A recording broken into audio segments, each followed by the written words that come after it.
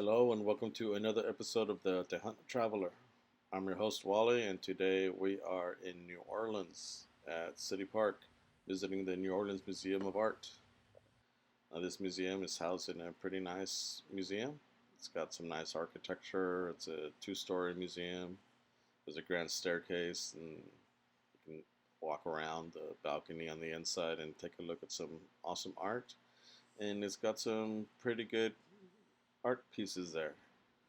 It starts off with El Greco, which is one of the most famous painters ever. So once you see it, you know it's going to be a good museum. Once you walk inside, it's all pretty much well kept and well documented. I love seeing all these rooms with all this art. And I love explanations and I love frames. I think frames are very underrated. Look at all those frames.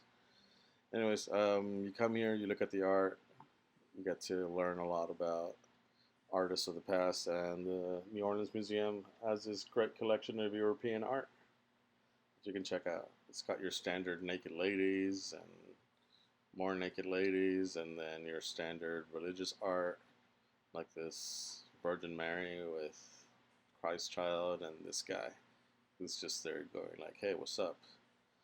Plus you got all your Jesus Christ art stuff that was very popular back then, and a lot of biblical motifs that seem to come out over and over again. But that's European art for you. That's the way it started.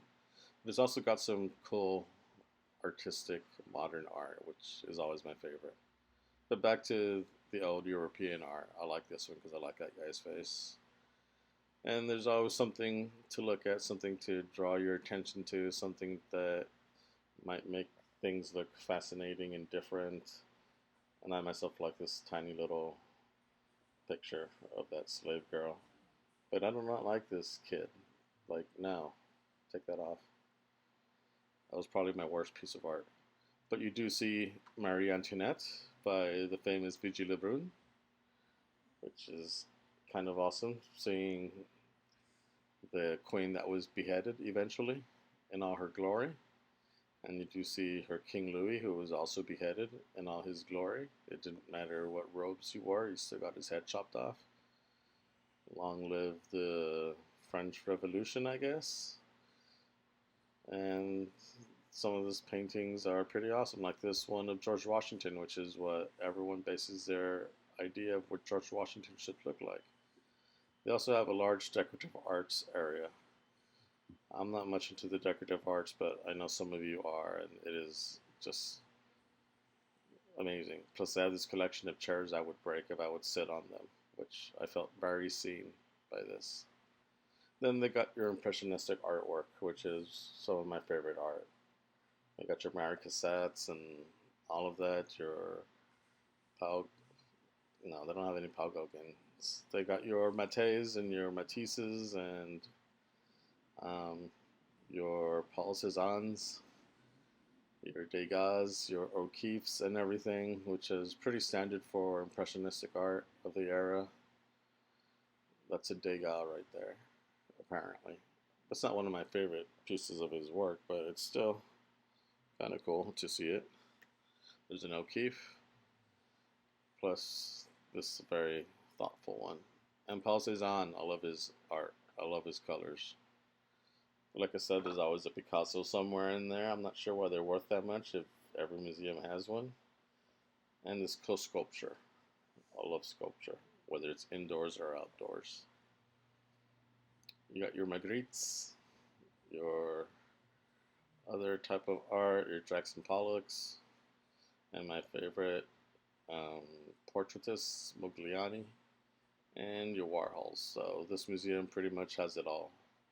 All different eras, all different types, modern art, ancient art, you name it, they have it.